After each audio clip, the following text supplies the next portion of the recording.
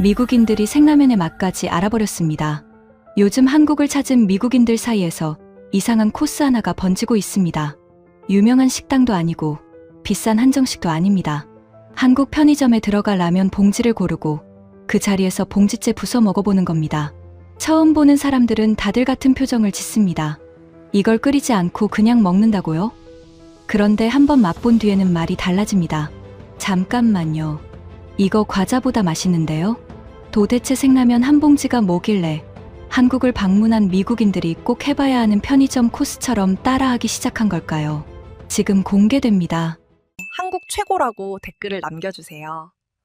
여러분의 구독과 좋아요는 아주 큰 힘이 됩니다.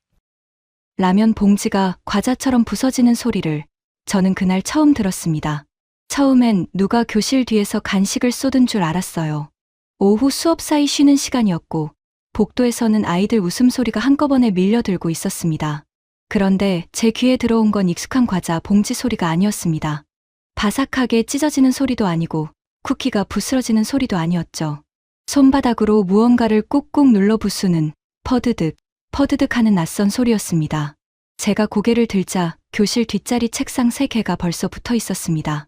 학생 3, 4이 둥글게 모여 앉아 있었고 그 가운데에 한국 라면 봉지가 놓여 있었어요. 아이 하나가 봉지째 면을 눌러 잘게 부수고 다른 아이는 봉지 귀퉁이를 아주 익숙하게 찢었습니다. 그리고 그 안에 든 부서진 면을 손으로 집어 입에 넣더군요. 끓는 물도 냄비도 그릇도 없었습니다. 그냥 봉지를 열고 과자처럼 먹고 있었습니다. 저는 저도 모르게 웃었습니다. 라면은 끓여 먹는 음식이잖아요. 적어도 제가 아는 라면은 그랬습니다. 물을 올리고 면을 넣고 수프를 풀고 김이 오를 때까지 기다렸다가 먹는 음식. 그런데 제 학생들은 그 모든 과정을 생략한 채 면을 바삭바삭 씹고 있었습니다. 저는 교단 앞에서 팔짱을 끼고 물었습니다. 그거 정말 그렇게 먹는 거니? 학생 하나가 아무렇지도 않게 고개를 끄덕였습니다. 선생님도 드셔보세요. 근데 이거 과자보다 맛있어요. 그 말에 교실 뒤쪽에서 웃음이 터졌습니다. 저는 그 웃음을 장난으로 받아들였어요. 10대들이라면 이상한 걸 유행처럼 따라할 때가 있잖아요. 매운 사탕을 견디는 놀이, 말도 안 되는 조합의 샌드위치, 학교 앞에서만 잠깐 도는 간식 같은 것들 말입니다. 저는 그것도 그런 종류라고 생각했습니다. 며칠 지나면 사라질 작은 유행이라고요. 그런데 그날 이후로 이상한 장면이 계속 보였습니다. 수업이 끝난 뒤 교실 쓰레기통을 확인하면 과자 봉지 사이에 한국 라면 봉지가 한두 개씩 섞여 있었습니다. 처음에는 우연이라고 생각했죠. 그런데 다음 날도 그 다음 날도 봉지는 또 나왔습니다. 어떤 날은 과자 봉지보다 라면 봉지가 더 많았습니다. 사물함 옆 바닥에도 책상 서랍 틈에도 복도 선반 위에도 아직 뜯지 않은 봉지가 놓여 있었어요. 아이들은 그걸 특별한 음식처럼 숨기지도 않았습니다. 마치 감자칩 한 봉지 꺼내듯 자연스럽게 가방에서 꺼냈습니다. 교사로서 저는 그런 반복을 그냥 지나치지 못했습니다. 학생들이 뭘 먹는지, 왜 그걸 그렇게 좋아하는지, 혹시 점심을 거르지는 않는지 신경이 쓰였죠. 하지만 아이들은 제 걱정을 전혀 이해하지 못하는 얼굴이었습니다. 그들에게는 이상한 행동이 아니라 이미 익숙한 간식이었던 겁니다. 가장 이상했던 건 제 딸 에밀리였습니다. 에밀리는 한국 교류학습에 함께 가는 학생들 중 한 명이었고 집에서는 제 딸이지만 학교에서는 제 학생이기도 했습니다. 어느 날 저녁 에밀리가 학교 가방을 식탁 위에 내려놓더니 그 안에서 같은 한국 라면 봉지를 꺼냈습니다. 저는 반사적으로 물었습니다. 그거 끓이려고? 에밀리는 대답 대신 봉지를 손바닥으로 눌렀습니다. 퍼드드. 며칠 동안 교실에서 듣던 그 소리가 우리 집 식탁 위에서 다시 났습니다. 저는 잠시 말을 잃었습니다. 학생들이 그러는 건 그냥 유행이라고 넘길 수 있었는데 제 딸까지 같은 방식으로 먹는 걸 보니 이상하게 마음이 걸렸습니다. 에밀리는 봉지 귀퉁이를 뜯으며 태연하게 말했습니다. 아빠, 이거 과자보다 맛있어요. 그 말을 듣는 순간 저는 웃었지만 속으로는 선을 그었습니다. 그래, 아이들 입맛에는 그럴 수 있겠지. 하지만 그건 어디까지나 간식일 뿐이다. 라면은 제대로 끓여 먹어야 하고 여행 중에는 더더욱 끼니를 장난처럼 넘기면 안 된다. 저는 그렇게 생각했습니다. 특히 며칠 뒤면 제가 이 아이들을 데리고 한국으로 가야 했습니다. 낯선 나라에서 학생들을 인솔하는 일은 작은 습관 하나까지 신경 써야 하는 일이었습니다. 그래서 한국 수학여행 준비 안내문을 만들던 날, 저는 안전수칙과 일정표 사이에 항목 하나를 새로 적었습니다. 간식으로 식사를 대신하지 말 것. 그 문장을 쓰면서도 저는 제가 아주 당연한 일을 한다고 믿었습니다. 아이들이 한국까지 가서 라면 봉지를 과자처럼 부숴 먹으며 끼니를 때우면 곤란하다고 생각했으니까요. 안내문을 출력해 학생들에게 나눠주던 날, 에밀리가 그 항목을 보더니 작게 웃었습니다. 저는 왜 웃는지 몰랐습니다. 딸이 이미 무엇을 알고 있는지도 몰랐고요. 그때의 저는 아직 몰랐습니다. 제가 장난이라고 여긴 그 라면 봉지 하나가 한국에 도착한 첫날 밤 제 발걸음을 편의점 앞에서 멈춰 세우게 될 줄은요. 인천공항에 내렸을 때 시간은 저녁 6시를 넘기고 있었습니다. 비행기 안에서 이미 12시간을 보낸 아이들은 그래도 제법 활기찼어요. 저는 속으로 계속 계산을 하고 있었습니다. 공항에서 버스를 타고 숙소까지 1시간 반. 체크인하고 짐 풀고 씻기면 밤 10시. 그러면 딱 맞게 잘 수 있다. 제 머릿속 일정표는 그렇게 단순했습니다. 아이들이 피곤하다고 투덜대면 물 한 병 사주고 숙소에서 간단히 간식만 먹인 뒤 방으로 올려보내면 된다고 생각했죠. 버스 창밖으로 서울 야경이 펼쳐졌습니다. 높은 건물들 사이사이로 간판 불빛이 촘촘하게 박혀 있었고 도로는 생각보다 조용하고 반듯했습니다. 저도 모르게 눈이 조금 커졌어요. 처음 보는 도시였지만 어수선하다는 느낌보다 정돈돼 있다는 느낌이 먼저 왔습니다. 아이들도 창문에 이마를 대고 밖을 보고 있었어요. 누군가는 휴대전화로 영상을 찍었고 누군가는 작은 목소리로 진짜 한국이다 하고 말했습니다. 숙소에 도착하자마자 저는 학생들을 로비 한쪽에 모아 세웠습니다. 방 배정하고 짐 올리고 씻고 10시엔 방에 있어야 한다. 그게 제가 공지한 순서였어요. 아이들은 고개를 끄덕였지만 저는 그 끄덕임이 얼마나 짧게 유효한지 10년 넘게 교사 생활을 하며 잘 알고 있었습니다. 여행 첫날 밤에 학생들은 피곤한 것보다 들뜬 마음이 더 컸으니까요. 아니나 다를까 로비에서 짐을 맡기고 돌아서는 순간 아이들 시선이 동시에 한 방향으로 쏠렸습니다. 숙소 바로 옆 유리벽 안으로 형광등이 환하게 켜진 편의점이 있었어요. 간판 아래는 늦은 시간인데도 나처럼 밝았습니다. 자동문이 열릴 때마다 안쪽에 흰 불빛과 따뜻한 김 같은 공기가 잠깐씩 밖으로 흘러나왔습니다.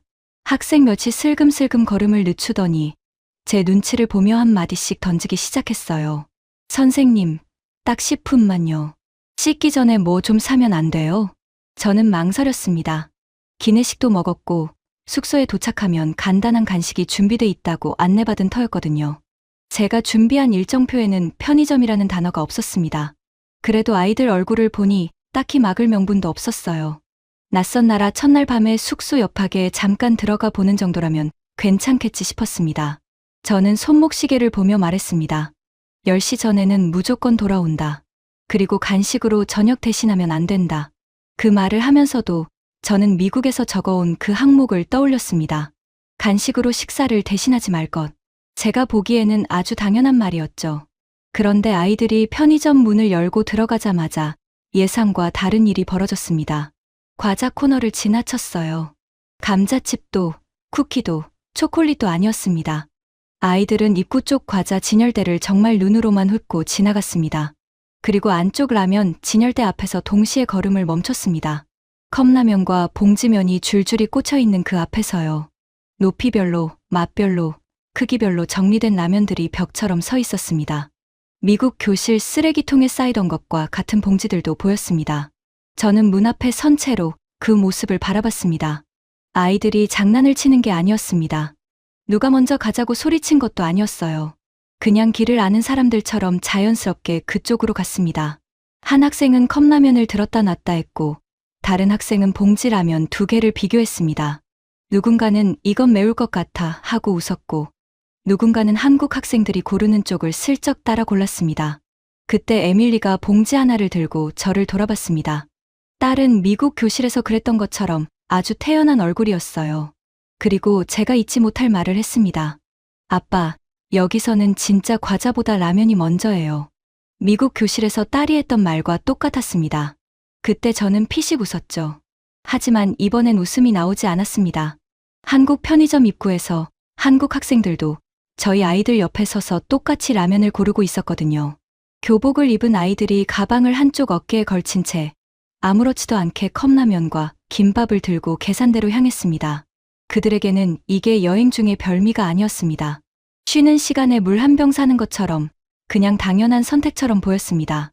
저는 편의점 앞에 멈춰 섰습니다. 장난이라고 생각했습니다. 미국 교실에서도 집에서도 그렇게 봤습니다. 끓이지 않은 라면 봉지를 부숴 먹는 건 10대들의 이상한 유행이라고만 여겼어요. 그런데 지금 제 앞에서는 미국 아이들과 한국 아이들이 같은 진열대 앞에서 같은 표정으로 라면을 고르고 있었습니다. 그 순간 제 준비표의 문장이 조금 어색하게 느껴졌습니다. 간식으로 식사를 대신하지 말 것. 맞는 말이긴 했지만 여기서는 제가 아직 모르는 기준이 하나 더 있는 것 같았습니다. 그 봉지가 왜 과자 코너보다 먼저인지, 왜 아이들이 숙소 첫날 밤에 물도 과자도 아닌 라면 앞으로 가는지 그 순간에는 알 수 없었습니다.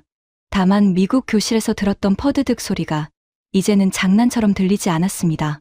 한국에 도착한 첫날 밤, 그 소리는 어느새 이 도시의 밝은 불빛 쪽으로 이어지고 있었습니다. 저는 그냥 문 앞에 서 있을 수만은 없었습니다. 일단 안으로 들어가 보기로 했어요. 마음속으로는 아직 라면이면 제대로 끓여 먹어야지라는 생각이 남아 있었습니다. 여기는 한국이고 한국 라면은 원래 끓여 먹는 게 맞는 거 아닌가요? 그렇다면 아이들이 라면을 먼저 고른 이유가 있겠지. 그렇게 생각하며 자동문을 지나 안으로 들어갔습니다. 문이 열리자 따뜻한 공기와 함께 라면 수프 냄새가 아주 옅게 섞여 나왔습니다. 강한 냄새는 아니었어요. 누군가 막 뜨거운 물을 부은 뒤에 익숙하면서도 낯선 냄새였습니다. 들어서자마자 눈에 들어온 건 계산대 옆 코너였습니다. 정수기처럼 생긴 기계에서 뜨거운 물이 나오고 있었어요. 학생 하나가 컵라면 뚜껑을 반쯤 뜯어 그 앞에 서더니 손잡이를 눌러 뜨거운 물을 부었습니다. 물이 컵 안으로 떨어지는 동안 아이는 뒤를 돌아 친구에게 웃으며 말했습니다. 선까지 넣으면 되는 거 맞지? 옆에 있던 한국 학생 하나가 손가락으로 컵 안쪽 표시선을 가리켜줬습니다. 말이 길게 오간 것도 아니었어요. 손짓 하나로 끝났습니다. 그 다음 동선은 더 신기했습니다. 아이는 뚜껑을 도로 접고 옆에 놓인 나무젓가락 하나를 집어들고 편의점 안쪽 작은 테이블 의자에 앉았습니다. 저는 그 움직임을 눈으로 따라갔어요. 뜨거운 물, 젓가락, 테이블. 그게 다 한 줄로 이어져 있었습니다. 누가 안내판을 들고 설명해주지 않아도 처음 온 아이들이 따라 할 수 있을 만큼 위치가 자연스러웠습니다. 다른 학생은 냉장 진열대 앞에서 삼각형 모양의 음식을 들고 있었습니다. 에밀리에게 물었더니 삼각김밥이라고 했어요. 포장지 당기는 방법이 조금 복잡해 보여서 제가 도와주려고 했는데 옆 친구가 먼저 손을 뻗었습니다. 여기 먼저 당기고 양쪽을 빼면 돼. 아이는 그 설명을 듣고 금방 포장을 벗겼습니다. 그 옆에 있던 학생은 긴 롤 형태의 김밥을 집었습니다. 접시도 필요 없고 포크도 필요 없고 손에 들고 먹기 좋게 되어 있었습니다. 에밀리는 역시 생라면 봉지를 들고 있었습니다. 이번엔 혼자 먹지 않고 옆 친구 셋이랑 봉지를 가운데 두고 조금씩 나눠 먹었어요. 손으로 막 흘리며 먹는 것도 아니었습니다. 부순 면을 조심스럽게 짚고 봉지를 접어 테이블 한가운데 두고 다 먹은 포장지는 한쪽에 모았습니다. 저는 그 모습을 보며 미국 교실의 쓰레기통을 떠올렸습니다. 그때는 봉지만 보였어요. 그런데 여기서는 봉지 앞뒤의 과정이 보였습니다. 고르고, 뜯고, 나누고, 먹고, 정리하는 흐름 말입니다. 저는 천천히 편의점 안쪽을 둘러봤습니다. 전자레인지가 한 대 있었습니다. 누군가 도시락 용기를 꺼내 데우고 있었어요. 수저꽂이 옆에는 물티슈가 놓여 있었고 테이블 위에는 종이 냅킨이 꽂혀 있었습니다. 구석에는 캔과 페트병을 따로 버리는 분리수거 공간이 있었고 컵라면 국물을 비우는 곳도 따로 보였습니다. 저는 그 앞에서 잠깐 멈췄습니다. 라면을 팔기만 하는 게 아니었습니다. 먹고 난 뒤까지 생각해둔 공간이었습니다. 이건 그냥 물건 파는 가게가 아니었습니다. 제가 아는 편의점은 계산하고 나오는 곳이었습니다. 미국에서도 편의점에 들어가면 계산대 앞에 서서 물건 값 내고 봉투 들고 차로 돌아오는 게 전부였어요.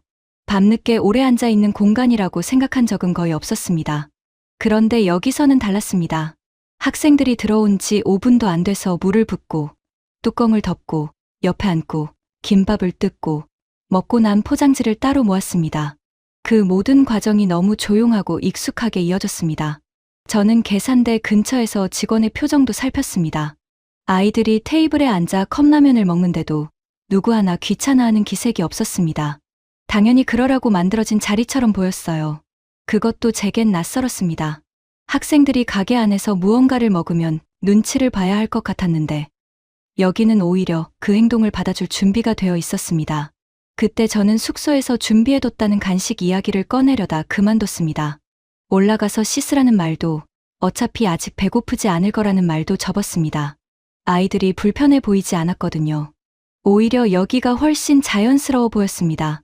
긴 비행 뒤 낯선 도시에서 아이들은 큰 식당보다 이 작은 편의점에서 먼저 긴장을 풀고 있었습니다.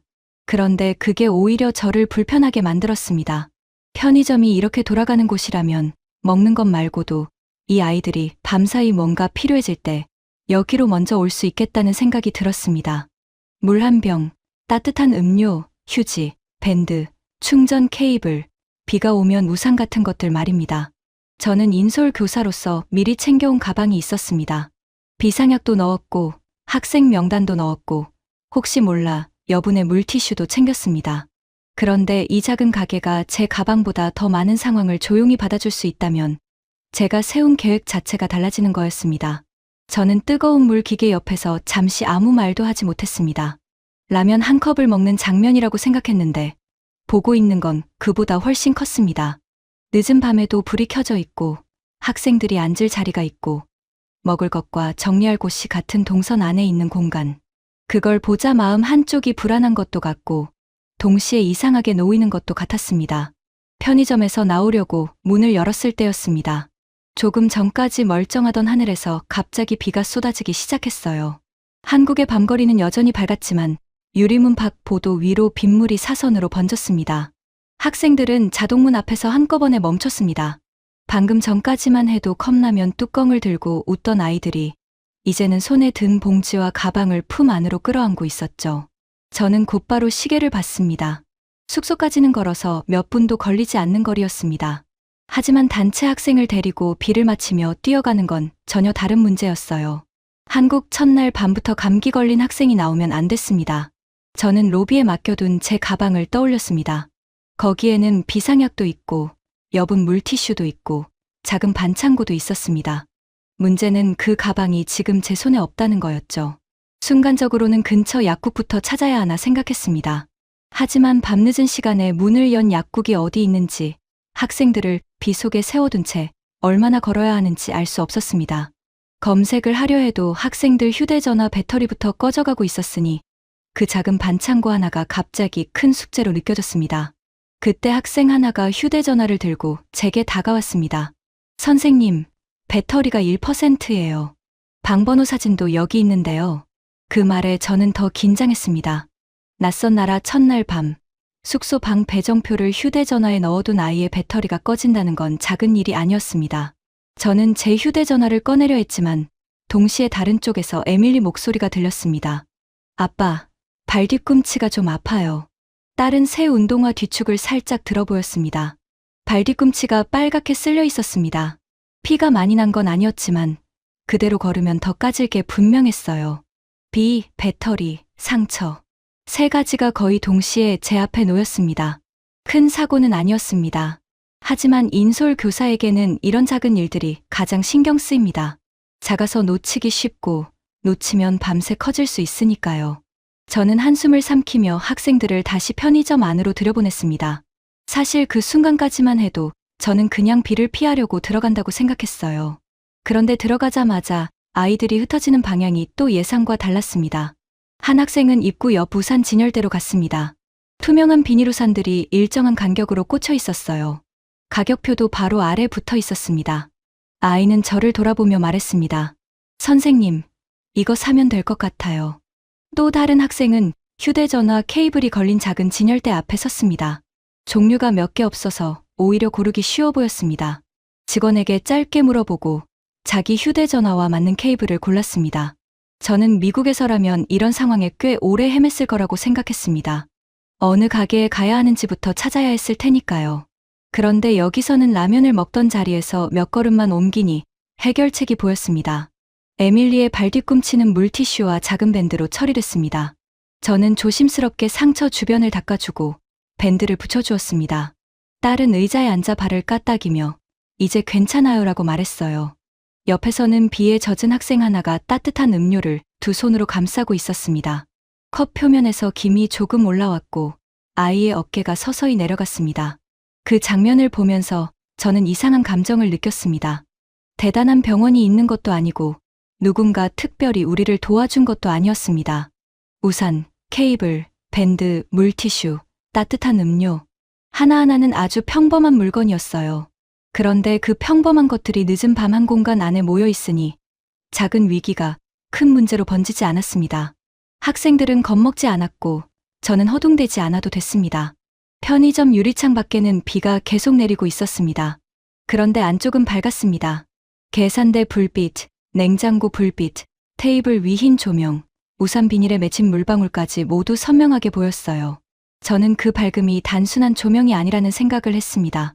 늦은 밤에도 사람이 들어올 수 있고 필요한 걸 바로 찾을 수 있고 작은 상처와 작은 불안을 잠깐 내려놓을 수 있는 밝음이었습니다. 저는 학생들을 둘러봤습니다. 누군가는 새로 산 우산을 펴보며 웃고 있었고 누군가는 휴대전화를 충전기에 꽂아놓고 안도의 숨을 쉬었습니다. 에밀리는 밴드를 붙인 발을 다시 신발 안에 넣으며 천천히 일어섰어요. 이 모든 일이 10분도 안 되는 시간 안에 정리됐습니다. 그것도 큰 소란 없이요. 그때 제 머릿속에 다른 의심이 올라왔습니다. 이렇게 편리하면 어딘가에서 비용을 크게 받는 건 아닐까. 늦은 밤, 밝은 공간, 필요한 물건, 바로 먹을 수 있는 음식, 작은 위기 해결. 이 모든 게 가능하다면 계산대 앞에서 그 대가가 붙는 게 당연하지 않을까. 저는 아직 미국식 계산 습관을 버리지 못하고 있었습니다. 학생들이 우산을 나눠 들고 숙소로 돌아가는 길, 저는 영수증을 한 번 더 들여다봤습니다. 가격은 생각보다 단순했습니다. 하지만 그날 밤에는 아직 믿기지 않았어요. 편의성이 우연이 아니라면 비용과 계산에서도 같은 차이가 보일지 저는 다음 날 직접 확인해보고 싶어졌습니다. 다음 날 아침, 저는 학생들에게 아주 작은 실험을 하나 시켰습니다. 숙소 근처를 둘러보고 이동하기 전 각자 정해진 돈 안에서 한 끼를 해결해보라는 거였어요. 거창한 경제교육을 하려던 건 아니었습니다. 솔직히 말하면 제 의심을 확인하고 싶었습니다. 전날 밤 편의점은 너무 편리했습니다. 늦은 시간에도 밝았고 먹을 것도 있었고 비와 배터리와 작은 상처까지 해결됐습니다. 그러니 제 머릿속에는 자연스럽게 다음 의심이 올라왔습니다. 이 편리함이 계산대 앞에서 어떤 식으로 돌아올까? 미국에서 저는 늘 가격표를 그대로 믿지 않았습니다. 물건 앞에 적힌 가격이 전부가 아닌 경우가 많았거든요.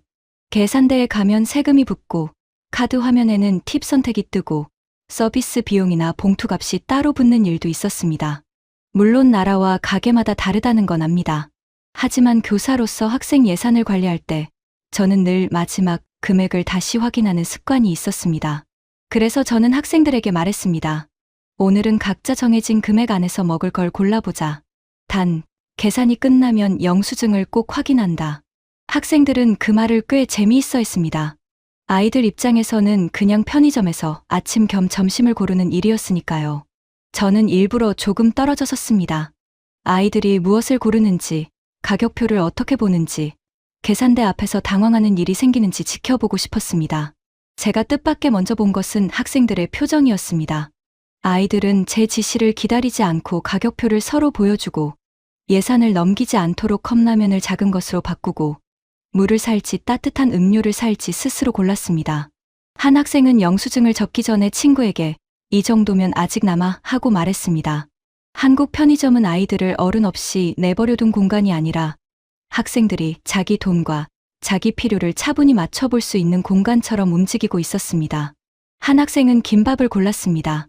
다른 학생은 컵라면과 생수를 집었습니다. 누군가는 도시락을 들고 전자레인지 앞에 섰고 또 다른 학생은 작은 우유와 삼각김밥을 골랐어요. 에밀리는 전날처럼 라면 진열대 앞에서 잠깐 망설이다가 이번에는 김밥과 따뜻한 음료를 골랐습니다.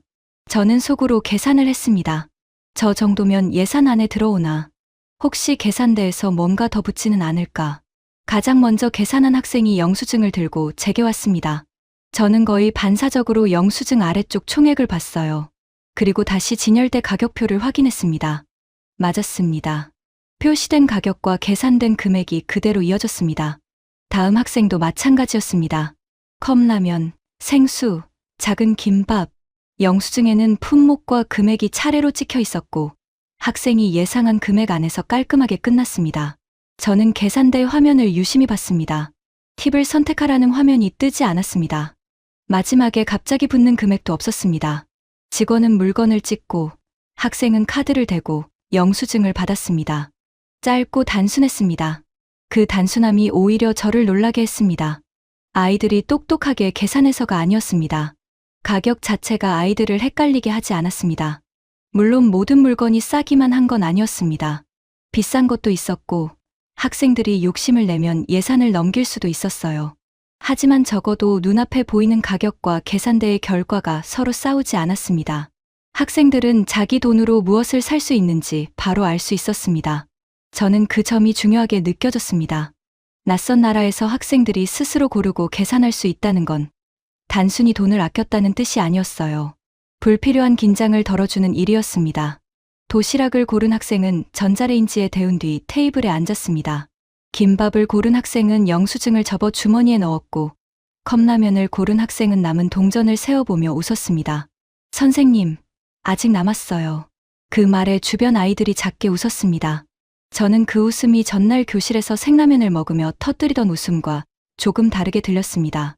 그때의 웃음은 장난 같았지만 지금의 웃음은 안도에 가까웠습니다. 내가 가진 돈으로 충분하다는 안도 말입니다. 저는 다시 한번 영수증을 들여다봤습니다.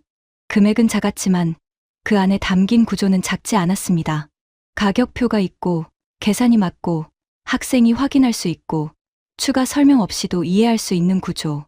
저는 그제야 전날 밤의 편의성이 단순한 물건의 문제가 아니라는 걸 깨닫기 시작했습니다.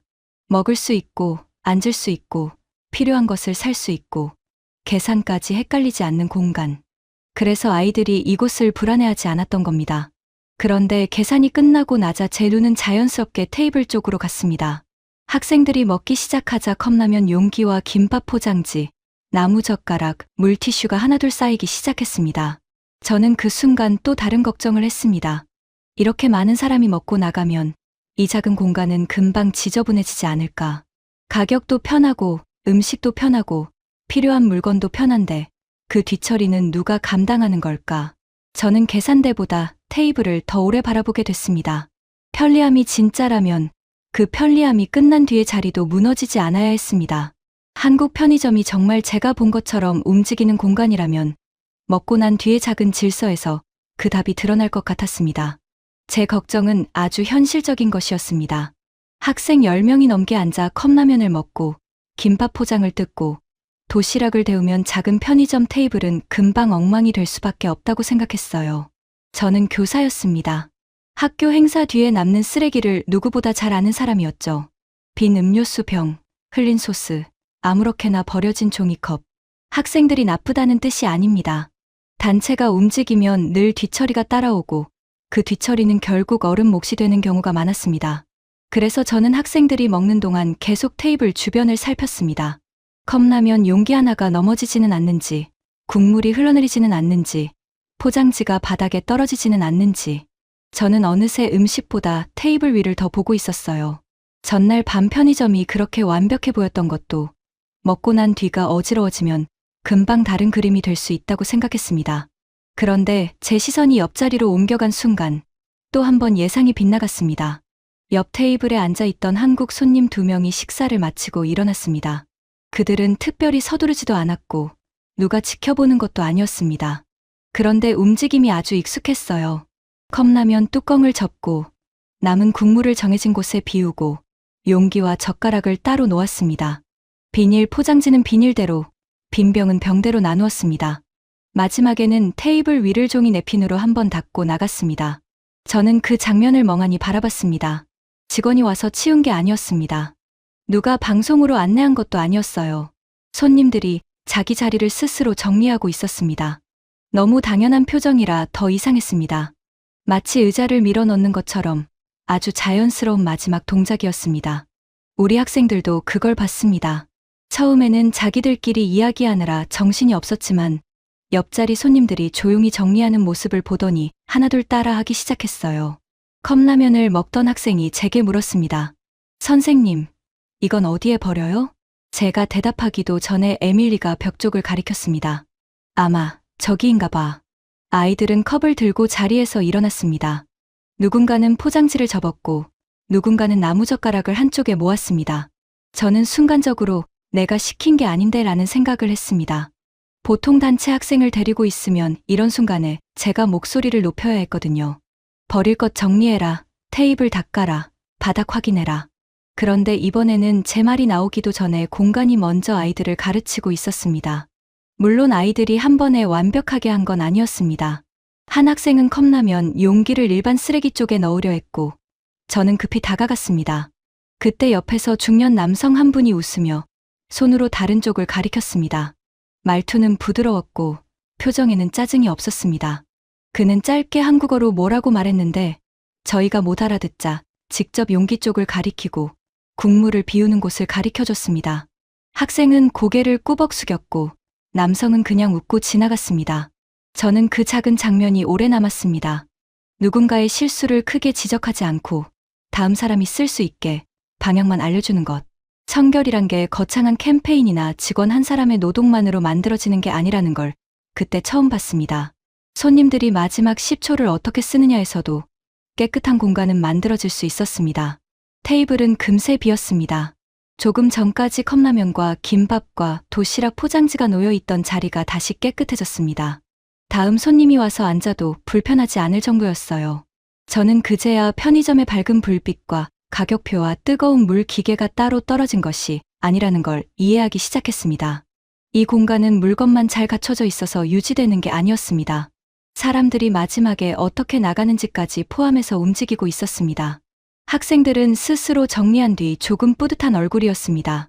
저는 일부러 크게 칭찬하지 않았습니다. 대신 조용히 말했습니다. 잘 봤지? 여기서는 먹는 것만 배우는 게 아닌 것 같다. 그 말을 하면서 저 자신에게 하는 말처럼 느껴졌습니다. 저는 한국의 청결을 청소부나 직원이 대신 만들어주는 결과라고 막연히 생각했습니다. 그런데 그날 아침 편의점에서 본 건 달랐습니다. 줄을 서고, 기다리고, 먹고, 비우고, 나누고, 닦고 나가는 작은 루틴.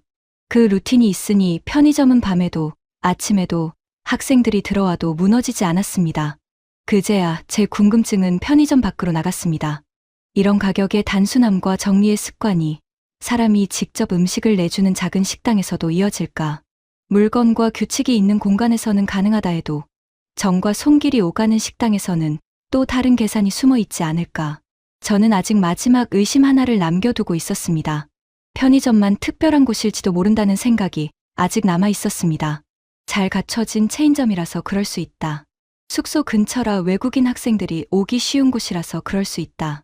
저는 그렇게 제 안의 의심을 조금 남겨두고 있었습니다. 그래서 점심 무렵 일정 사이에 시간이 비었을 때 학생들을 데리고 골목 안쪽 작은 분식집으로 들어갔습니다. 관광지 큰 식당이 아니라 동네 사람들이 오가는 평범한 가게였습니다. 문을 열자마자 매콤한 냄새가 먼저 났습니다. 큰 냄비 안에서는 떡볶이가 붉게 끓고 있었고 옆에는 김밥과 어묵이 놓여 있었습니다. 학생들은 유리창 너머로 음식을 보며 들뜬 목소리를 냈습니다. 저는 속으로 또 계산했습니다. 메뉴판 가격은 단순해 보였습니다. 하지만 작은 식당에서는 서비스나 추가 주문이 계산을 헷갈리게 만들 수도 있다고 생각했어요. 특히 학생들이 매운 음식을 잘 못 먹으면 물이나 다른 것을 계속 찾게 될 테니까요. 아니나 다를까 한 학생이 떡볶이를 한 입 먹고 눈을 크게 떴습니다. 선생님, 이거 생각보다 매워요. 제가 물을 찾으려고 몸을 돌리는 순간 사장님이 먼저 움직였습니다. 컵에 물을 따라주고 작은 접시에 단무지를 더 담아주었습니다. 그리고 말없이 따뜻한 어묵 국물을 한 그릇 내주셨어요. 학생은 국물을 한 모금 마시더니 어깨를 내렸습니다. 저는 메뉴판을 다시 봤습니다. 어묵 국물 가격이 따로 적혀 있는지 찾고 있었습니다.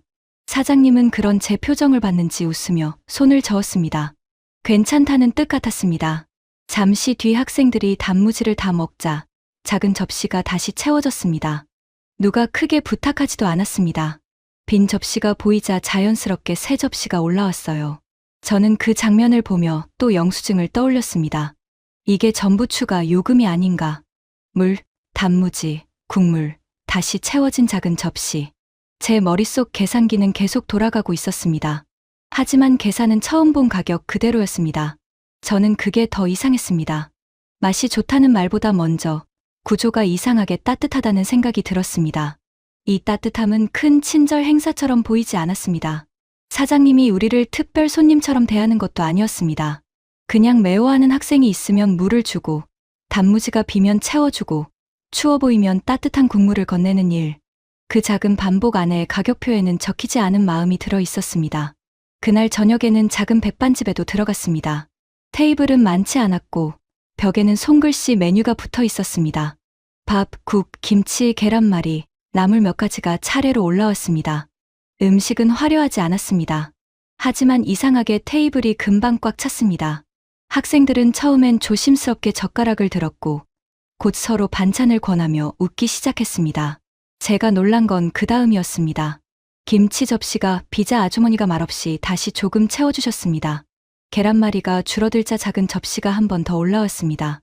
나물도, 국도, 밥도 부족하냐고 물어보셨습니다. 저는 이번에는 참지 못하고 물었습니다. 이게 전부 추가 요금이 아닌가요? 함께 간 통역 선생님이 웃으며 설명해 주었습니다. 가게마다 다르지만 기본 반찬은 보통 그렇게 나온다고요. 부족하면 조금 더 주는 곳도 많다고요. 저는 고개를 끄덕였지만 속으로는 계속 놀라고 있었습니다. 편의점에서 봤던 가격의 단순함이 여기서도 다른 형태로 이어지고 있었습니다. 다만 이번에는 기계나 가격표가 아니라 사람의 손을 통해서였습니다. 계산할 때 저는 고마운 마음에 지폐 한 장을 따로 놓으려고 했습니다. 미국에서라면 자연스러운 행동이었습니다. 학생들에게도 고마운 서비스에는 팁으로 마음을 표현한다고 가르쳐왔으니까요. 그런데 주인 할머니가 그 돈을 보더니 웃으며 다시 제 손에 쥐어주셨습니다. 그리고 계산대 옆 작은 바구니에서 사탕 몇 개를 꺼내 학생들 손에 하나씩 올려주셨습니다. 저는 잠시 말이 막혔습니다. 돈을 더 받지 않고 오히려 작은 사탕을 건네는 장면. 그것도 특별한 연출이 아니라 너무 자연스러운 표정으로요. 학생들은 신기해하며 사탕을 손에 쥐었고 에밀리는 제 옆에서 작게 말했습니다. 아빠, 여긴 고맙다는 방식도 조금 다른 것 같아요. 저는 그 말에 바로 대답하지 못했습니다. 분식집의 어묵 국물, 단무지, 백반집의 김치와 계란말이와 나물, 돌려받은 팁, 학생들 손에 쥐어진 사탕. 그 모든 게 한 줄로 이어졌습니다. 한국의 소박한 음식은 맛만으로 기억되는 게 아니었습니다. 가격표 안에 들어있는 안정감, 가격표 밖에서 조용히 건네지는 정, 그리고 고마움을 돈으로만 계산하지 않는 방식이 함께 있었습니다. 그날 밤 숙소로 돌아오며 저는 처음으로 인정했습니다. 제가 한국에서 본 건 간식 유행이 아니었습니다. 생라면 하나로 시작된 의심이 편의점의 불빛과 가격표와 정리 습관을 지나 작은 식당의 국물과 반찬과 사탕까지 이어지고 있었습니다. 이 경험은 여행 감상으로 끝날 일이 아니었습니다. 제가 무엇을 가르쳤는가 보다 먼저 한국의 생활 공간이 학생들을 어떻게 받쳐주었는지를 기록해야 할 일이었습니다. 그래도 제 안에는 마지막으로 확인하고 싶은 것이 남아 있었습니다. 편의점 한 번, 분식집 한 번, 백반집 한 번의 좋은 기억으로 끝내기에는 너무 쉽게 놀란 것 같았기 때문입니다. 그래서 다음 날 저는 학생들에게 하루 예산표를 나눠주었습니다. 아침은 숙소 근처 편의점에서 해결하고, 낮에는 대중교통을 타고 이동하고, 중간에 필요한 생활용품이 생기면 직접 찾아보고, 저녁은 작은 식당에서 먹어보자는 계획이었습니다. 아이들은 생각보다 진지했습니다. 누군가는 아침에 컵라면 대신 김밥과 생수를 골랐고, 누군가는 전날 산 충전 케이블을 가방 앞주머니에 넣었습니다. 에밀리는 발 뒤꿈치에 붙일 여분 밴드를 하나 더 샀습니다. 저는 그 모습을 보며 조용히 놀랐습니다. 전날까지만 해도 제가 챙겨야 한다고 생각했던 것들을 아이들이 스스로 자기 하루 안에 넣기 시작했기 때문입니다. 대중교통을 타러 가는 길에도 비슷했습니다.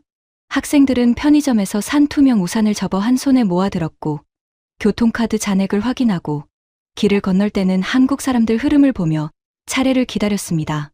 누가 크게 훈계한 적이 없었습니다. 밝은 가게, 보이는 가격, 정해진 줄, 정리된 거리, 그런 것들이 아이들의 행동을 조금씩 차분하게 만들고 있었습니다. 점심때 한 학생이 말했습니다.